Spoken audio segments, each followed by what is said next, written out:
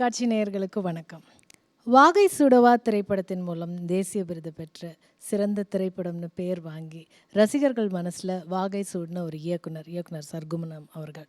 அதே மாதிரி இயக்குனர்களுக்கெல்லாம் ஒரு எடுத்துக்காட்டாக விளங்கி தமிழ் திரையுலகில் முதல் வரிசை இயக்குனர்கள் வரிசையில் எப்போவுமே பல தேசிய விருதுகள் வாங்கி முதல் இடம் பிடித்து எப்போவுமே அந்த இடத்த தக்க வச்சிட்ருக்கிற ஒரு இயக்குனர், படத்துடைய ப்ரொடியூசர். வாரிசு நடிகர்களோட வரிசையில் ரொம்ப ப்ராமிசிங்கான யங் அண்ட் ஸ்கல்ப்டட் ஆக்டர், படத்துடைய ஹீரோ. இப்படி பல சிக்னிஃபிகன்ஸ் சிறப்புகள் இந்த படத்துக்கு இருக்குது. அதனாலேயே சண்டி வீரன் திரைப்படத்துக்கான எதிர்பார்ப்பும் ரசிகர்கள் மத்தியில் அதிகமாக தான் இருக்குது. ஸோ இன்றைக்கி இந்த அரங்கத்தில் இந்த படத்துடைய குழுவினரை தான் நம்ம சந்திக்க போகிறோம். வணக்கம், வெல்கம், தேங்க்யூ இந்த அரங்கத்துக்கு வந்தது. சார், முதல்ல உங்ககிட்ட இருந்து ஆரம்பிக்கலாம்னு நினைக்கிறேன். உங்கள் படங்களெல்லாம் நான் ஏற்கனவே சொன்ன மாதிரி மக்கள் மனசில் வந்து நல்ல படங்கள் அப்படின்னு எப்போவுமே நினைவில் வச்சுக்கக்கூடிய படங்களோட வரிசையில் நல்ல படங்களை முதல் இடத்துல இருக்கிற படங்களை கொடுக்கக்கூடிய ஒரு இயக்குனர் நீங்கள். ஸோ உங்களுடைய படம் எதுவாக இருந்தாலும் அது கண்டிப்பாக நல்லாயிருக்கும் அப்படிங்கிற ஒரு எதிர்பார்ப்பு ரசிகர்கள்கிட்ட இருக்கும். வட்டார வழக்குகளும் உங்களுடைய படத்தில், தஞ்சை மாவட்ட வட்டார வழக்குகளை வந்து உங்களோட படங்கள் எல்லாத்துலேயுமே நாங்கள் கவனிச்சிருக்கோம். ஸோ இந்த படத்தோடைய தலைப்புலேயுமே அது இருக்குது. ஸோ படத்தோடைய தலைப்பு தொடங்கி படத்தை பற்றி இன் ஷார்ட் எங்களுக்காக சொல்லுங்கள். நீங்கள் சொன்ன மாதிரி அந்த சண்டி வீரன் அப்படிங்கிற தலைப்பே ஒரு ஈர்ப்பான ஒரு தலைப்பு தான். ஒரு டக்குனு ஒரு கேட்ச் ஆகிடும் அந்த மாதிரியான ஒரு தலைப்பு. அந்த தலைப்பில் என்ன ஈர்ப்பு இருந்ததோ அதே ஈர்ப்பு படத்துலையும் இருக்கும், அதை கண்டிப்பாக நம்பலாம். அந்த சண்டி வீரன் தலைப்புக்கு ஏற்ற மாதிரியே ஒரு ஹீரோ. சண்டி வீரன் தலைப்பை மட்டும் வச்சுட்டு ஒரு நார்மலான ஒரு ஆளை நிறுத்துறத விட அதுக்கு அந்த பேருக்கு தகுந்த மாதிரியே பக்காவாக ஒரு ஆள், ஒரு புஜ பலத்தோட ஒரு ஆளை நிறுத்தி வச்சுருக்காங்க. அதுக்கு தயாராகி அப்படி ஒரு சண்டி வீரன் சொல்லணும்னா அந்த ஸ்டில் பார்த்தோன்னே எல்லாமே நிறைய அந்த ஃபஸ்ட்டு ஸ்டில் வந்தப்பே சொன்னாங்க அந்த தலைப்பு சண்டி வீரனுக்கும் அந்த ஃபஸ்ட் லுக்குக்கும் கரெக்டாக இருக்குங்க அப்படின்னு. அந்த மாதிரி அந்த தலைப்புக்கு ஏற்ற மாதிரி ஒரு விறுவிறுப்பான திரைக்கதையோட இந்த படம் இருக்கும். கண்டிப்பாக எல்லாருக்கும் பிடிக்கும்.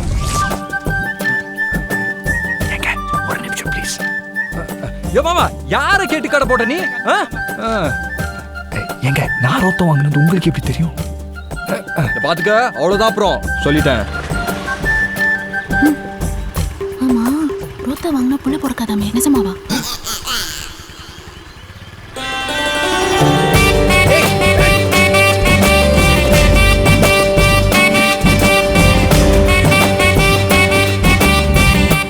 ஹீரோ அத்ருவா கிட்ட கேட்கலாம். போன படம் உங்களுடைய லாஸ்ட் ஃபிலிமில் வந்து பைக் ஓட்டினீங்க, ரேஸ் பைக் ஓட்டினீங்க. இந்த படத்தில் மாட்டு வண்டி ஓட்டியிருப்பீங்கன்னு நினைக்கிறோம். இந்த படத்தில் சைக்கிள் ஓட்டியிருக்கீங்க. ஸோ பட் உங்களுக்கு வந்து இந்த மாதிரி ஒரு வில்லேஜ் சப்ஜெக்ட் முதல் முறையாக நீங்கள் ட்ரை பண்ணுறீங்களா? அதை பற்றி சொல்லுங்கள். ஆமாம், இல்லை இதுக்கு முன்னாடி வந்து பரதேசி பண்ணேன். பரதேசியும் வில்லேஜ் தான், ஆனால் அது ப்ரீ இண்டிபெண்டன்ஸ் அது. பட் இந்த மாதிரி வில்லேஜ் பண்ணதில்லை. நான் பரதேசி முடிஞ்ச உடனே என்ன பிளான் பண்ணோன்னா, பாலசோரோடய உட்காந்து பிளான் பண்ணும்போது என்ன வச்சிருந்தோன்னா, சரி அடுத்தது ஒன்று காமெடி பண்ணோம், இல்லைன்னா சரி வில்லேஜ் ஓரியன்ட் ஸ்கிரிப்ட் பண்ணலாம். அந்த இது தொட்டதே கிடையாது. ஸோ நல்லாயிருக்கும் அப்படின்னு சொல்லி பிளான் பண்ணோம். ஸோ பட் எந்த ஸ்கிரிப்டும் மாட்டல. ஸோ அந்த மாதிரி ஒரு ஸ்கிரிப்டும் மாட்டல. சடனாக ஒரு நாள் கூப்பிட்டாரு, ஒரு கொஞ்ச நாள் அந்த பேர் கூப்பிட்டாரு. இந்த மாதிரி எங்கடா இருக்கேன் அப்படின்னு சொல்லி கேட்டார். இந்த மாதிரி ஷூட்டிங்கில் இருக்கேன் சார். சரி கொஞ்சம் கிளம்பி வாயேன் அப்படின்னு சொல்லி சொன்னேன். ஸோ நானும் போனோடனே அவ்வளோ ஹைப்பராக இருந்தார். இந்த மாதிரி சரி நான் ஒரு ஸ்கிரிப்டை கேட்டேன், அது நீ பண்ணு, எதுவும் என்கிட்ட வேறு எதுவுமே கேட்காது, நீ பண்ணு அப்படின்னு சொன்னேன். அந்த சரி ஓகே சார் அப்படின்னு சொல்லி நான் உட்காந்தோடனே நல்லா இருக்குடா அப்படின்னு சொல்லிட்டு ஃபுல்லாக அங்கேருந்து ஸ்டார்ட் பண்ணிட்டார். அவரே லைனாக சொல்லிட்டார். அப்புறம் சொன்னார் சர்க்குணம் சார் டைரக்ட் பண்ணுறாரு அப்படின்னு சொல்லி சொன்னார். ஓகே, அப்புறம் நைட் வந்து சர்க்குணம் சார் கதை சொன்னார். நீங்கள் சொல்லுங்கள் Anand, young and beautiful heroine இந்த படத்துக்கு நீங்கள். அண்ட் சர்க்குணம் சாரோட படங்களில் வந்து எப்போவுமே ஹீரோயினுக்கு நிறைய இம்பார்ட்டன்ஸ் இருக்கும். அது ரொம்ப அப்ராப்ரியேட்டாகவும் பொருத்தமாக இருக்கும்.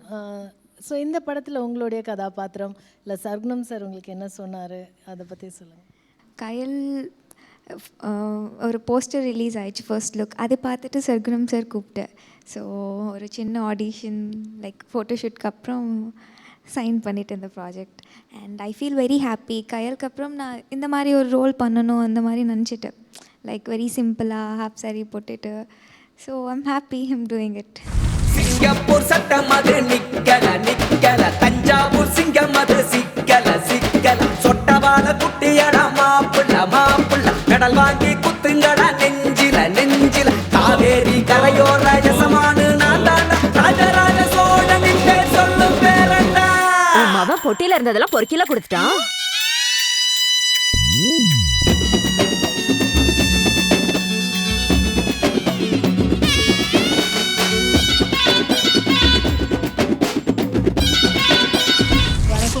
ரொம்ப அமைதியாக இருக்கார் படத்துடைய மியூசிக் டைரக்டர். பொதுவாக வந்து படத்துக்கு ஒரு மியூசிக் டைரக்டர் இருப்பாங்க, இந்த படத்துக்கு 2 மியூசிக் டைரக்டர் இருக்காங்க. அதில் வந்து நீங்கள் சாங்ஸ் எல்லாம் பண்ணியிருக்கீங்க. சொல்லுங்கள் சார், இந்த படத்துக்கு எந்த அளவுக்கு மியூசிக்கில் இம்பார்ட்டன்ஸ் இருக்குது? சப்ஜெக்டை பற்றி டைரக்டர்கிட்ட அடுத்து கேட்கணுன்னு நினைக்கிறோம், பட் அதுக்கு முன்னாடி மியூசிக்கை பற்றி சொல்லுங்கள். ஃபுல் நேட்டிவிட்டி தான் அந்த படத்தினுடைய சாங்ஸ் எல்லாமே. நிறைய ஒர்க் பண்ணி சார்கிட்ட அப்பப்போ போட்டு காட்டுவேன். ஸோ நேட்டிவிட்டிக்கு என்னென்ன ஒர்க்கு, என்ன சவுண்டிங்காக வரணும், எப்படி வரணுன்றதை சார் நிறையவே எனக்கு கைட் பண்ணார். ஸோ ஒர்க் பண்ணி ஒரு பிஜிஎம்மும் காட்டும் போது கூட இந்த டோன் வேண்டாம், வேறு டோன் வேறு பிஜிஎம் பண்ணு அப்படின்னு சொல்லிட்டு சிம்பிள்சிட்டியாக நல்லா அழகாக என்ன பண்ணணும், ஒர்க் பண்ணணுன்றது அழகாக சார் அழகாக. நீங்கள் சொல்லுங்கள் அதர்வா, சண்டி வீரன் படத்தில் வந்து உங்களுக்கு கம்ப்ளீட் டிஃப்ரெண்ட் ரோல் அப்படி சொன்னார் சார். எப்படிப்பட்ட ட்ரான்ஸ்ஃபர்மேஷன், எப்படிலாம் உங்களை நீங்கள் மாற்றிக்கிட்டீங்க? அதில் what was the most challenging aspect that you had to change apart from the city subjects? அதை தவிர்த்து என்னன்னா, இப்போ ஒரு டயலாக் பேப்பர் கொடுத்தாருன்னா இருக்கிறது தான் பேசணும்னு ஒன்றும் அவசியம் கிடையாது. ஸோ கண்டென்ட்டை வச்சுட்டு எப்படி வேணுமோ மாற்றலாம். ஸோ ஒரு சீன் இப்போ பெர்ஃபார்ம் பண்ணுறோன்னா நான் சர்க்குணம் சார், ஸோ மற்ற ஆர்டிஸ்ட் எல்லாருமே உட்காந்து அதுக்கப்புறம் ஃபுல்லாக மாற்றுவோம். நான் இப்போ சொல்வேன், சார் இது கொஞ்சம் மாற்றிக்கிட்டேன், இது கொஞ்சம் ஒரு மாதிரி இருக்குது சார் சொல்ல அப்படின்னு சொன்னேன். அப்படியா ஒரு மாதிரி இருக்கா, சரி ஒரு 2 minutes அப்படின்னு சொல்லிட்டு தனியாக போயிட்டு ஃப்ரெஷ்ஷாக இன்னொரு இது வரும். So at the same time போக dialogues will become easier, comfortable ஆகிடும். அட் த சேம் டைம் நம்ம பண்ணும்போது இம்ப்ரூவைஸ் பண்ணிக்கிட்டே இருப்போம். ஸோ ஐ திங்க் அது வந்துட்டு பண்ணும்போது ஐ ஃபெல்ட் ரியலி நைஸ். ஒரு ஆசை நெஞ்சில அதுங்கற இதுங்கற ஒண்ணும் பேச தோணல.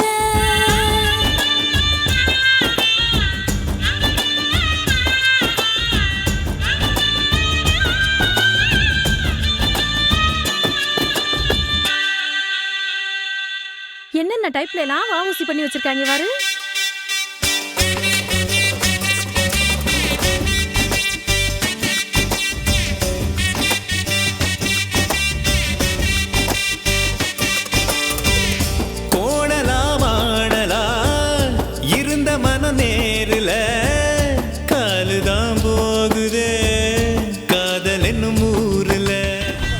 டைரக்டர்கிட்ட கேட்கணும், லவ் போர்ஷன்ஸ் ரொம்ப அழகாக இருக்குது அப்படின்னு ஹீரோயின் சொல்லிட்டாங்க.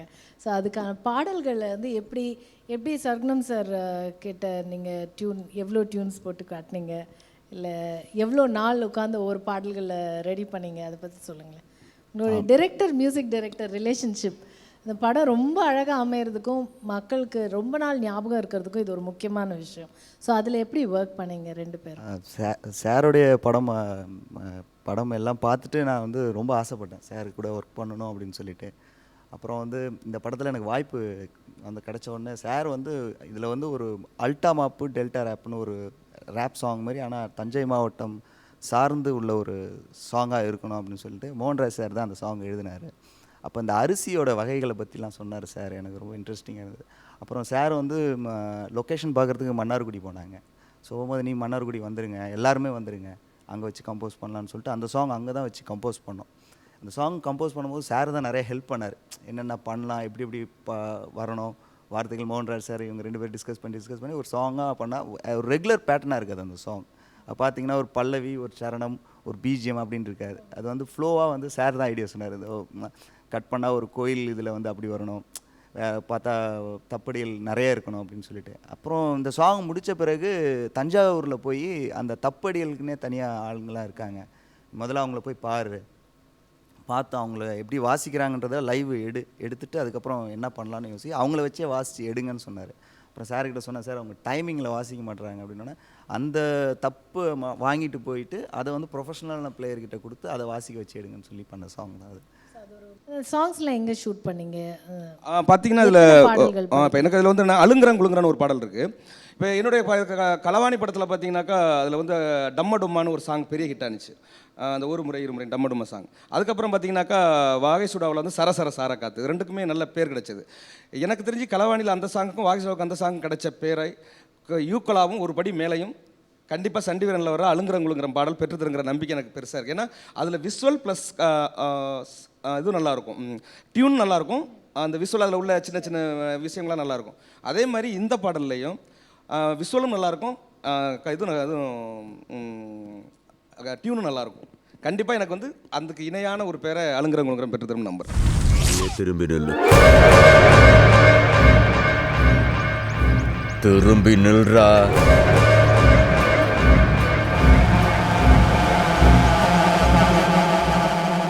திரும்பி பார்க்காம அப்படியே போயிரு, என் பொண்ணையும் சேர்த்து. சொல்றல்ல, திரும்பி பார்க்காம போடாங்கிற.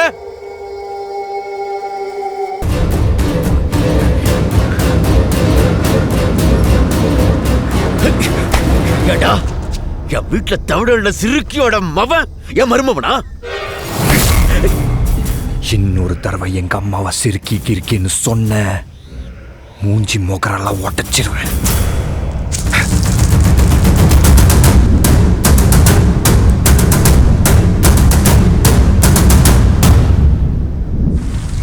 அதே மாதிரி இந்த படத்துடைய போஸ்டர்ஸ் அதெல்லாம் பார்க்கும்போது அதர்வா ஒரு ஆக்ஷன் ஹீரோ மாதிரி, ஒரு நீங்களும் சொல்லிட்டீங்க விறுவிறுப்பான சப்ஜெக்ட், சுறுசுறுப்பான சப்ஜெக்ட், தூள் பறக்க போகுது அப்படின்னு. ஸோ ஆக்ஷன் சைடில் எப்படி என்னென்ன பண்ணியிருக்கீங்க இந்த படத்தில்? ஸ்டன்ட்ஸ் வந்து ராஜசேகர் மாஸ்டர் பண்ணியிருக்காங்க இந்த படத்தில். இது நான் ராஜசேகர் மாஸ்டரோட பண்ணுற 3வது படம். என்னென்னா இப்போ ஸ்டன்ட்ஸ் நீங்கள் கேட்டிங்கன்னா, இப்போது ஒரு மன்னார்குடியில் ஒரு பையன், அவனுக்கு ஒரு பிரச்சனை இருந்தால் அவன் எப்படி ரியாக்ட் பண்ணுவானோ அந்த மாதிரி தான் இருக்கும். ஸோ எடுத்து அடித்தா ஒரு 10 பேர் பறக்கிற மாதிரி, இல்லை ஒரு 3 பேர் பறக்கிற மாதிரி, அந்த மாதிரிலாம் இருக்காது. ஸோ உண்மையிலேயே வந்து ஒரு 4 பேர் ஒரு பையனை அட்டாக் பண்ணால் அவன் எப்படி எஸ்கேப் ஆவான், அவன் என்ன ரியாக்ட் பண்ணுவான், பக்கத்தில் இருக்கிறதெல்லாம் யூஸ் பண்ணுவான், பக்கத்தில் இருக்கிற ப்ராப்ஸ் எல்லாத்தையும் யூஸ் பண்ணி அடிப்பான். ஸோ அந்த மாதிரி தான் இருக்குமே தவிர ரொம்ப அந்த மீட்டருக்குள்ளே தான் இருக்கும் ஸ்டன்ஸ். ஸோ அதுக்கு ஆமாம், ஃபோர்ஸ்டாக இருக்காது. நீங்கள் சொல்லுங்கள் சார், சொல்லிட்டு இருந்தீங்களே. பார்த்தீங்கன்னா ஒரு சீக்வன்ஸ் வந்து ஒரு சிங்கிள் ஷாட்லேயே பண்ணலாம் அப்படின்னு சொல்லிட்டு பண்ணோம். அதில் வந்து பார்த்திங்கன்னா இங்கே இவருக்கு ஒரிஜினலாகவே ஒரு கட் ஆகுது. இது பண்ணும்போது என்ன ஆயிடுச்சுன்னா, அந்த டம்மி கொடுக்கும்போது அந்த சரியாக கட் பண்ணாமல் சாருக்கு இந்த இடத்துல நல்லா ஒரிஜினலாகவே என்ன அடி விழுந்தது. அந்த இடம் அப்படியே வீங்கி ஒரு மாதிரி ஆயிடுச்சு. ஆக்சுவலி என்னென்னா, அடிக்கும்போது கட்டை உடையணும். ஸோ இதுதான் இது சீக்வன்ஸாக இருந்தது. ஸோ அதுக்கப்புறம் வந்து ஒரு நிமிஷம் ஃபைட்டு போகும். ஸோ என்னென்னா, ஃபஸ்ட்டு அடித்தாங்க, ஃபஸ்ட்டு டைம் கட்டை உடஞ்சிருச்சு, பட் அந்த டேக் ஓகே ஆகல. ஸோ செகண்ட் டேக் பண்ணிகிட்டு இருக்கோம். அடித்த உடனே கட்ட உடையில எனக்கு வந்துட்டு இங்கே ஒரு மாதிரி ஆயிடுச்சு, வலிக்க ஆரம்பிச்சிருச்சு. நான் வந்து என்னடா ஆச்சு அப்படின்னு சொல்லி உண்மையான ரியாக்ஷன்ஸ் எல்லாமே வெளில வருது அப்போ தான். ஆமாம்.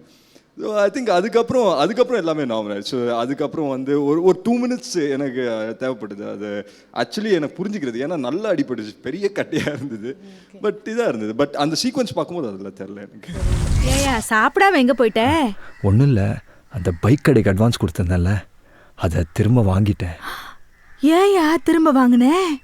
இல்லை, அந்த எல்லை குளத்தை ஏலம் எடுக்கலாம்னு தோணுச்சு. அதான். அந்த குளம் நம்மக்கிட்ட இருந்தா அந்த ஊர்க்காரங்க குடிக்க தண்ணி பிரச்சனை இருக்காதுல்ல.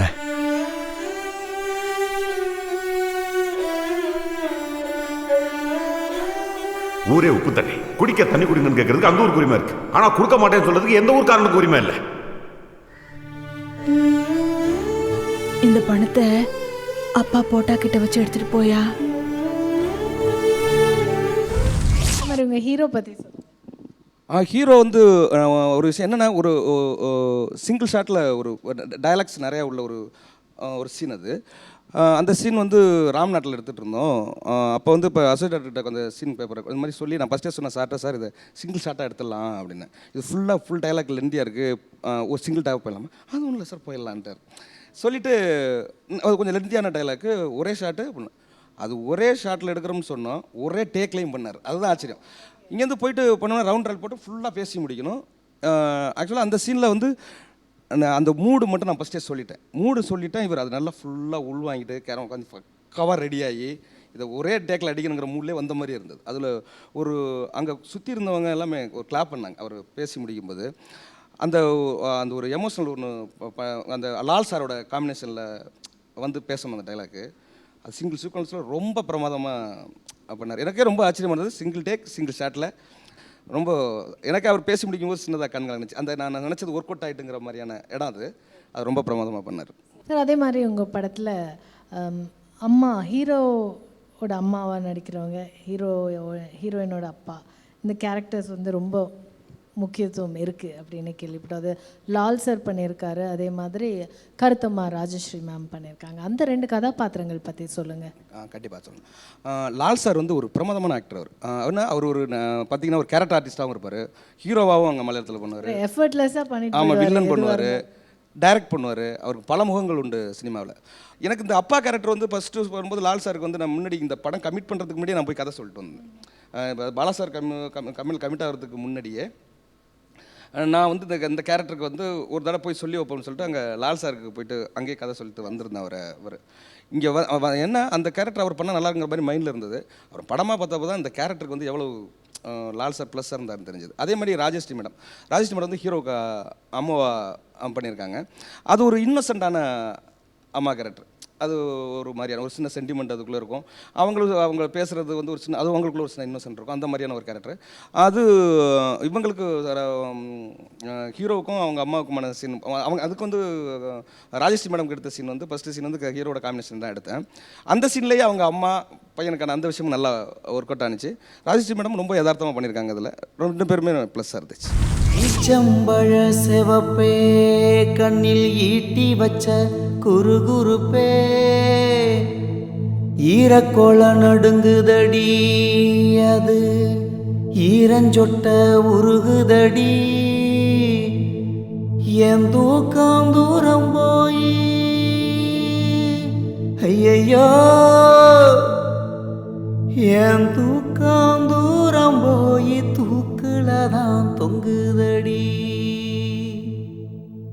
நீங்கள் சொல்லுங்கள் சார், 2 பாடல் பற்றி சொல்லிட்டீங்க. இப்போ நீங்கள் உங்கள் மியூசிக்கில் வந்த பாடல்கள்லாம் நீங்கள் படம் முடிஞ்சு திரையில் பார்க்கும்போது உங்களோட ஃபேவரட்டாக எது இருந்தது? அலுங்கரங்குலுங்குறேன் சாங். சாரி, அலுங்கரங்குலுங்குறேன். ஸோ அதுக்கு தான் எல்லாரும் ஃபர்ஸ்ட் மார்க் போட்டிருக்கீங்க. ஸோ நாங்களும் எதிர்பார்க்குறோம் அந்த பாடலை பார்க்க. அதுக்கப்புறம் வேறு என்ன பாடல்? ஆமாம், கொத்தானி. Okay, so 2. ஓகே. அதே மாதிரி இந்த படத்தில் வந்து நிறைய நைட் ஷூட் வந்து நிறைய பண்ணியிருக்கீங்க அப்படின்னு கேள்விப்பட்டோம். அதுக்கு அந்த கதைக்கும் அதுக்கும் ஏதாவது சிக்னிஃபிகன்ஸ் இருக்கு? கண்டிப்பாக. இதில் வந்து ஒரு செகண்ட் ஹாப்பில் நெடுநேரம் வந்து ஒரு நைட்டில் நடக்கிறது தான் கதை. அந்த மாதிரி இருக்கும்போது பிசி முத்தையா சாருக்கு தான் அதுக்கு தேங்க்ஸ் சொல்லணும். அவர் என்னென்னா ஃபுல்லாக நிறைய ஹேண்ட்லிங் ஷாட் இந்த படத்தில். ஃபுல்லாக ஷோல்டரில் தூக்கி கேமரா வச்சுட்டு ஃபுல்லாக நைட்டு ஃபுல்லாக பார்த்தா டெய்லி அவருக்கு அதான் வேலை, தூக்கி கேமரா தோளில் வச்சுக்கணும். ஏன்னா மேக்ஸிமம் வந்து இந்த ஹேண்ட்லிங் ஷாட் எடுக்கும்போது பார்த்தீங்கன்னா ரியாலிட்டிகள் அப்படியே நம்ம ஒரு படத்துக்காக ஒரு அழகாக ஃப்ரேம் வச்சு கம்போஸ் பண்ண ஃபீல் இருக்கக்கூடாது. இப்போ நம்ம அந்த சீன் டென்ஷனாக இருக்கும்போது கேமராவும் டென்ஷனாக இருந்தால் தான் நல்லாயிருக்கும். அப்படிங்கும்போது இது ஒரு பக்காவாக அழகாக ஃப்ரேம் பண்ணலாம் வேண்டாம், அந்த டென்ஷன் இருந்துகிட்டே இருக்கட்டும். அதனால் மேக்ஸிமம் நிறைய சீனில் அவர் தூக்கி ஷோல்டரில் வச்சுருவார். அந்த லைட்டிங் அவர் பண்ணியிருந்த ஏன்னா ரொம்ப நேரம் நைட்டை போய்ட்டு வரும்போது அது ஆடியன்ஸுக்கு இதாகிடுமோ, அது ஒரு அன்றைக்கி அது ஒரு பௌர்ணமி மாதிரி வச்சுக்கலாம், அது அந்த டிஸ்டர்ப் வந்துடக்கூடாதுன்னு ஃபீல் பண்ணோம். ஆனால் அவர் லைட்டிங்லேயே அந்த விஷயத்தை வந்து ஒரு ரசிக்கிற மாதிரியான விஷயமாக அதை மாற்றிட்டார். அந்த ஒரு மாதிரி எல்லோ வாம் வச்சு ஒரு லைட் பண்ணி ஹேண்ட்லிங் ஷாட்டில் ரொம்ப பிரமாதப்படுத்தியிருக்காரு. அந்த அந்த சிங்கிள்ஸ் வேன்னு சொன்ன இல்லையா, அந்த சிங்கிள் சீக்வன்ஸ் வேன்னு சொன்னல, அதெல்லாம் நைட் பைக்கில் தான் நடக்குது.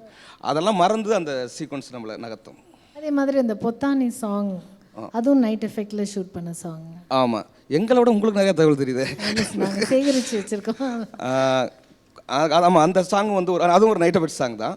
அதுவும் நிறைய லொக்கேஷன்ஸ் எல்லாம் அது ஒரு யதார்த்தமாக. இப்போ என்னோட இதில் பார்த்தீங்கன்னா ஒரு ஐஎன்எஸ்னாக்கா ஏதாவது ஒரு சின்ன ஐஎன்எஸ் ஒன்று பண்ணிகிட்டே இருப்பேன். கலவாணியாக இருக்கட்டும், வாய்ஸ்டாக இருக்கட்டும், ஒரு சாங்குக்குள்ளே ஒரு இன்ட்ரு கட்டும் ஒன்று, ஏதோ ஒரு பாம்பு போகும். ஏன்னா அது இப்போ ஒரு வயல்காடு இருக்குன்னா அங்கே வந்து மனிதர்கள் மட்டும் நடமாடுறதில்ல, சில என்னென்னலாம் இருக்கும். அதெல்லாம் பண்ணும்போது ஒரு நிஜத்தன்மையை ஆடியன்ஸுக்கு உருவாக்கும்.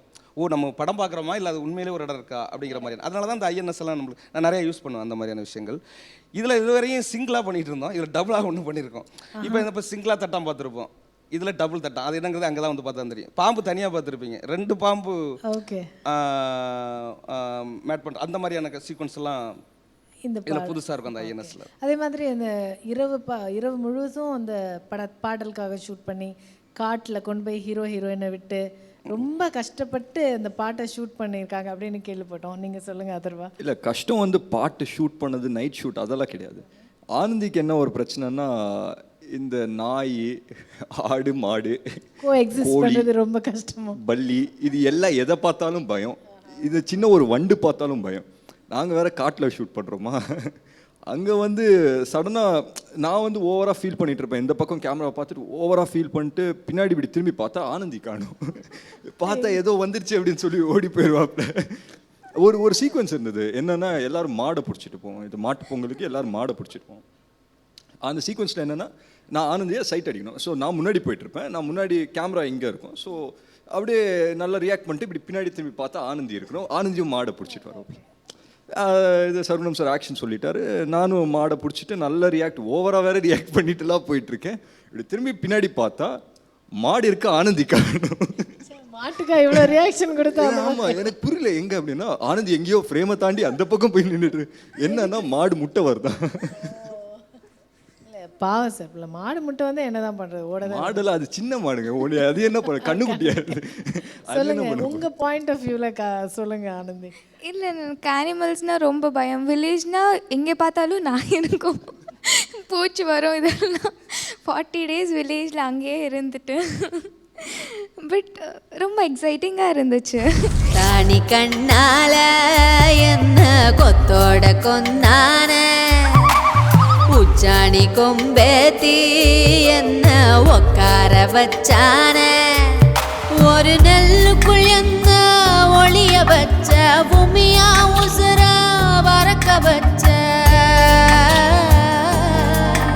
ஒரு நெல்லுக்குள் என்ன ஒளிய வச்ச பூமியா உசுர பறக்க வச்ச சிரிக்கிறன சதையுறன உன்னோட நனப்பால கொத்தாணி கண்ணால என்ன கொத்தோடு கொன்னாட உச்சாணி கொம்பேத்தி என்ன உட்கார வச்சாட.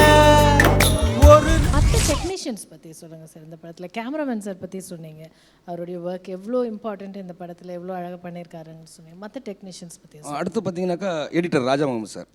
அவர் வந்து பார்த்தீங்கன்னா ஆல்ரெடி என்னோடய எல்லா படங்களுக்கும் அவர் தான் பண்ணிட்டு இருக்காரு. அவரும் ஒரு பருத்திவன் படத்துக்கு நேஷனல் அவார்டு வாங்கின அவர் தான் என்னோட தொடர்ந்து பண்ணுவோம். என்னென்னா அவர் ஒரு சின்ன விஷயத்துக்கு கூட ஒரு அசிஸ்டன்ட் அனுப்ப மாட்டார், எல்லாத்துக்கும் அவரே வந்து நிற்பார். நீங்கள் அந்த படம் ரிலீஸ் நம்ம ஒரு என்னைக்கு எடிட்டேபிளுக்கு அவருக்கு போகுதோ அன்னைக்கு ஆரம்பிக்கிற ஒருத்தர் அந்த படம் ரிலீஸ் வரையும் நம்ம கூடயே ட்ராவல் பண்ணுவார்.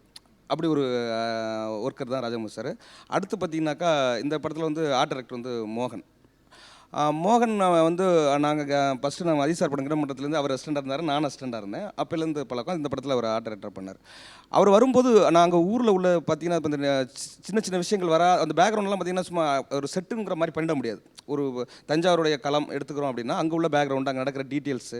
ஏன்னா என்னோட படத்தில் மேக்ஸிமம் பார்த்தீங்கன்னா பின்னாடி ஒரு டீட்டெயில்ஸ் ஒரு பேக்ரவுண்டு இருந்துகிட்டே இருக்கும். நம்ம சும்மா வந்து இவங்க மட்டும் டைலாக் பேசி போயிட மாட்டாங்க. பேக்ரவுண்டில் வந்து பார்த்தா நம்மளே அந்த இடத்துக்கு இருக்கணுங்கிற மாதிரியான விஷயம். சும்மா ஒரு 2 பேர் இங்கே ஒரு சீக்வன்ஸ் பண்ணணும்னா அது ஏதோ ஒரு பேக்ரவுண்டில் தான் நடக்கும். ஒரு பின்னாடி ஒரு மாட்டு பொங்கல் பேக்ரவுண்டாக இருக்கணும், அல்லது ஒரு கணபொங்கல், ஏதோ ஒரு பேக்ரவுண்டு, அங்கே ஒரு ஆக்டிவிட்டீஸ், அங்கே ஒரு விஷயம் நடந்துகிட்டே இருக்கும். அப்போ வந்து அது இயல்புத்தன்மையை கொடுக்கும். ஒட்டுமொத்த டெக்னீஷியன்களுமே இதில் வந்து ஒரு ஆர்வத்தோட வேலை பார்த்தாங்க. எனக்கு பெரிய ஹெல்ப்பாக இருந்தது. அது மாதிரி இந்த படம் முடிஞ்சதுக்கப்புறம் பாலா சார் படத்தை பார்த்தாரா, என்ன சொன்னார்? ஃபஸ்ட்டு ரஷஸ் பார்த்தாரு பாலா சார். ரஷஸ் பார்த்துட்டு என்ன சொன்னார்னா, நான் இப்போ எதுவும் சொல்லடா, நான் ஃபுல்லாக படம் பார்த்துட்டு சொல்கிறேன் அப்படின்னு சொன்னார். சரி ஓகே சார் அப்படின்னு சொல்லி இதை வச்சுட்டேன். அதுக்கப்புறம் ஒரு 20 days கழித்து கூப்பிட்டாரு. ஃபுல்லாக பார்த்தாரு போல் படம். கூப்பிட்டு என்ன சொன்னார்னா, இப்போ படம் பார்த்தேன்டா, ஒரு நல்ல தரமான ஒரு படம் எடுத்த ஒரு சாட்டிஸ்ஃபேக்ஷன் எனக்கு இருக்குது அப்படின்னு சொன்னேன். அப்படியா சார், உங்களுக்கு பிடிச்சிருக்கா அப்படின்னு சொல்லி கேட்டேன். நான் அதான் சொல்கிறேன், ஒரு நல்ல தரமான படம் எடுத்துருக்கிற ஒரு சாட்டிஸ்ஃபேக்ஷன் எனக்கு கண்டிப்பாக இருக்குடா. ஸோ கண்டிப்பாக எனக்கு பிடிச்சிருக்கு அப்படின்னு சொன்னேன். ஸோ அது கேட்கும்போது எனக்கு உண்மையிலேயே சந்தோஷமாக இருந்தது. You can't ask for more இல்லை? நீங்கள் சொல்லுங்கள் sir, as a producer Bala sir பற்றி சொல்லுங்கள், அவரோட இன்டர்வென்ஷன். அதே மாதிரி இந்த படம் இப்போ சிறப்பாக முடிவடைஞ்சிருக்கு, ரிலீஸ் ஆகிறதுக்கு காத்துட்ருக்கு. யாருக்காவது நன்றிகள் சொல்ல விருப்பப்படுறீங்களா? What you have to say? கண்டிப்பாக இதில் வந்து இப்போ சார் சொன்ன மாதிரி இப்போ பாலா சார் படம் பார்த்தாரு. படம் பார்த்துட்டு அவர் மேலே பார்த்துட்டு இருந்தார், தனியாக உட்காந்து படம் பார்த்தார். அவர் எப்படின்னா அவர் படம் பார்க்குற விதமே ஒரு ஜென் மாதிரி இருக்கும். அப்படின்னா சும்மா அப்படி மேலோட்டமாக படம் பார்க்குற ஆள் கிடையாது. அவர் 2.5 மணி நேரம் படத்தை 7 மணி நேரம் படம் பார்ப்பார். அவர் அப்படி பார்ப்பார். அவர் ஒன்று சின்ன சின்ன விஷயங்கள்லாம் பார்க்க நோட் பண்ணுவார். எனக்கே நான் அவர்கிட்ட இருந்து அந்த விஷயங்கள் கற்றுக்கிட்டேன். ஓ, நம்ம ஷூட் பண்ணும்போது தான் பேக்ரவுண்டை ஒரு தடவை பார்ப்போம், ஆர்டிஸ்ட்டை பார்ப்போம். படம் பார்க்கும்போதும் எல்லாத்தையும் ஒன்று ஒன்றா பார்க்குறேன். இப்படி ஒரு சீன் இருந்ததுன்னா லேயர் ஒன்றா இப்போ இந்த பேக்ரவுண்டில் இருக்கவங்களாம் அதெல்லாம் கரெக்டாக இருக்கா ஒரு தடவை பார்த்துக்குவார். இது வந்து நம்ம நேரத்தில் பேக்ரவுண்ட், அதுக்கு முன்னாடி உள்ள ஆக்டிவிட்டிஸ் அது கரெக்டாக இருக்கா, அதுக்கப்புறம் ஆர்டிஸ்ட்டு, இப்படி தான் அப்படி சின்ன சின்ன விஷயமா படம் பார்ப்பார் அவர். எனக்கு பெரிய ஆச்சரியமாக இருந்தது பாலா சார் வந்து. இவ்வளோ நுட்பமாக அவ்வளவு தான் பார்ப்பார். இது வந்து ஒரு டெக்னீஷியனாக பார்ப்பார். இதெல்லாம் மறந்துட்டு அப்புறம் ஆடியன்ஸாக மொத்தமாக எதையுமே கவனிக்காமல் படம் பார்க்குறது, அந்த மாதிரி அவர் ரசித்து ஒரு பெரிய சினிமா ரசிகன் அவர். அப்படி பார்க்கும்போது அவர் படம் பார்த்துட்டு நான் அவர் மேலே பார்த்துருந்தார், நான் கீழே வெயிட் பண்ணிருந்தேன். படம் பார்த்து முடிச்சோன்னே அவர் மேலே கூப்பிட்டு போனோன்னே அவர் சொன்ன வரி கிட்டு அப்படின்னாரு. சொல்லிட்டு கை கொடுத்தாரு. அந்த சந்தோஷம்தான். கண்டிப்பாக அவருக்கு பிடிச்ச விஷயம் எல்லாருக்கும் பிடிக்கிற ஒரு நம்பிக்கை இருக்குது. நன்றி சொல்லணும்னா எனக்கு இந்த படத்தில் மொத்தமாக என்னோடய ஒட்டுமொத்த டீமுக்கும் நன்றி சொல்வேன். Special thanks Bala sir.